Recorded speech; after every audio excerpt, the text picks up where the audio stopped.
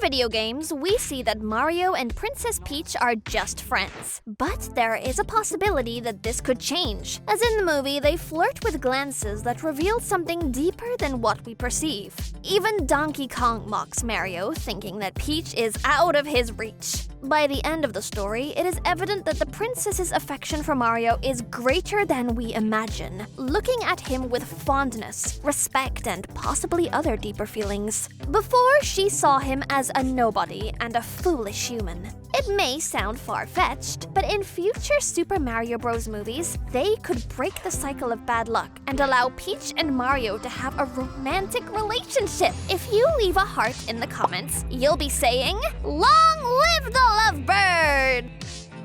In a previous video, we talked about things you didn't notice in the Super Mario Bros. Movie. I've left a link to the video in the pinned comment for you to watch. This video is the second part, and we will present you with things you never thought about while watching the movie. Some of the topics we will discuss today are: Bowser is not the real villain of the movie, Princess Peach is not who you think she is, and Mario and Luigi were unhappy in their previous job. In the description, I have put timestamps of which minute we discuss each topic as we explore several interesting aspects. Comment on who this character is, and the answers will be revealed in the next adventure.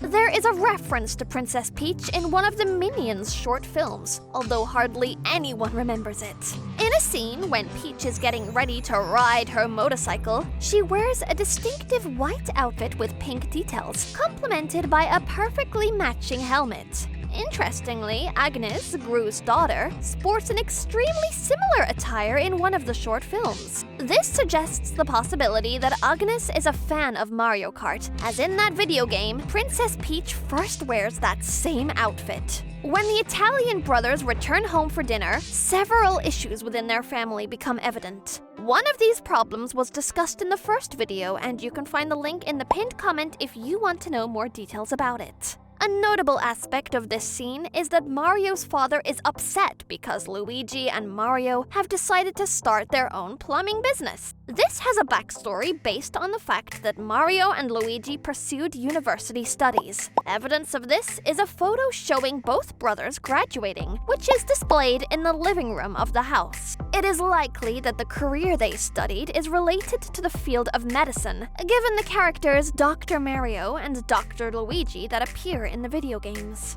Now we can understand why Mario's father feels upset that his sons have abandoned a stable job. It's possible that Mario and Luigi felt unhappy practicing their profession, which led them to resign. This family is facing serious problems, and later in the video, we will reveal a sad and discouraging fact related to Luigi and Mario's grandfather. However, if you don't want to wait much longer, the screen displays the minute in which we discuss this topic, so you can watch it right now!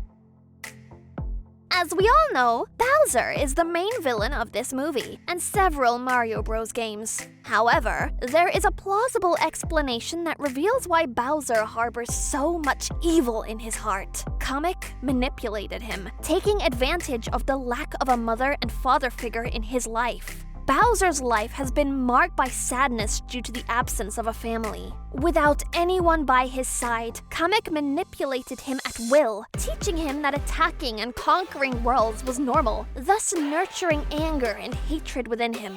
This leads us to consider Kamek as the true villain, as he took advantage of Bowser's innocence at his most vulnerable moment. This explanation could also justify why Bowser acted horribly when attempting to conquer Peach. It's evident that Bowser has had a difficult life and lacks experience in the art of courtship. He has no idea how to behave in front of his crush. In short, Bowser caused great chaos with the sole purpose of impressing Peach and winning her heart. Evidence supporting the claim that Bowser is not completely a villain is the fact that he had the opportunity to use the Power Star to take over the other kingdoms, but chose not to.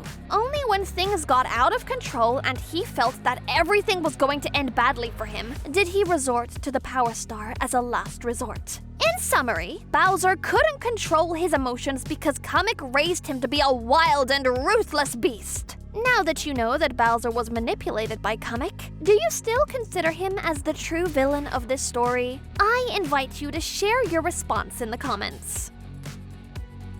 The main villain of this movie is Bowser, and this is evident for obvious reasons. However, during key moments in the story, another villain went unnoticed: Princess Peach. If we analyze the situations, we can discover that this princess exhibits attitudes typical of a villain. Supposedly, this girl possesses several virtues, such as being strong and independent, not needing anyone to defend her kingdom. Additionally, she is a princess who protects the weak from villains. Undoubtedly, she fulfills what is mentioned, but the last virtue, protecting the weak, is only partially fulfilled. Do you remember what we witnessed at the beginning of the movie? We saw the downfall of the Penguin Kingdom at the hands of Bowser. As the events unfold, we discover that she knows firsthand that the Penguin Kingdom was attacked and destroyed.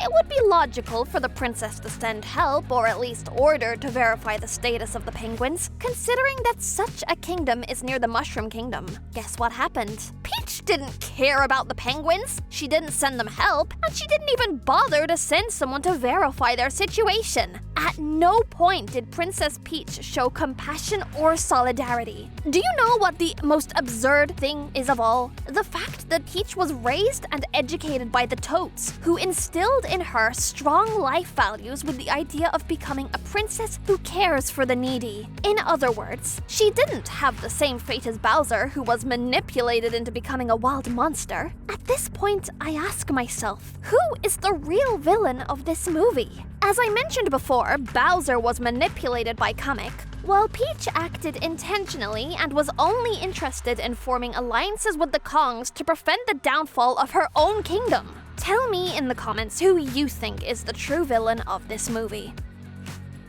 At the beginning of the movie, we discover that Mario and Luigi have just started their own plumbing business. Through these scenes, we meet Spike, who also works as a plumber and would therefore be their direct competition.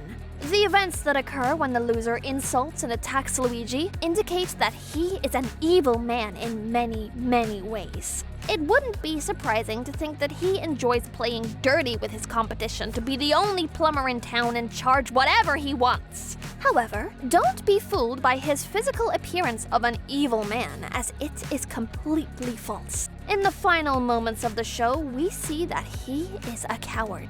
When Mario returns to the human world carrying certain dangerous things, Spike sees them and panics, fleeing the scene. I wonder, where did his bravery go? What happened to his evil attitude? It seems like all of that magically disappeared. Comment with the clown emoji if you think Spike is a fool as well.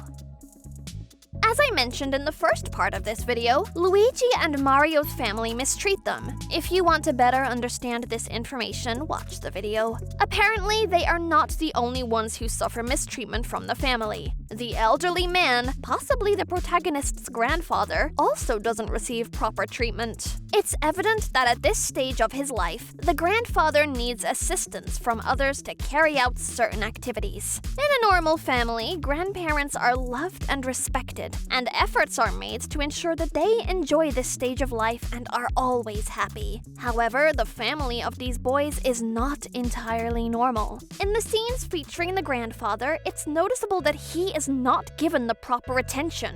At this moment, the lady is feeding him in a way that shows indifference, which is disrespectful. If this woman treats the grandfather like this in front of everyone, I don't want to imagine how the rest of the family treats him. But I prefer not to continue discussing this topic as it is sensitive and YouTube does not view it favorably. However, you can draw your own conclusions and share them in the comments. As my ex would say, this is where we part ways because I've ran out of lies.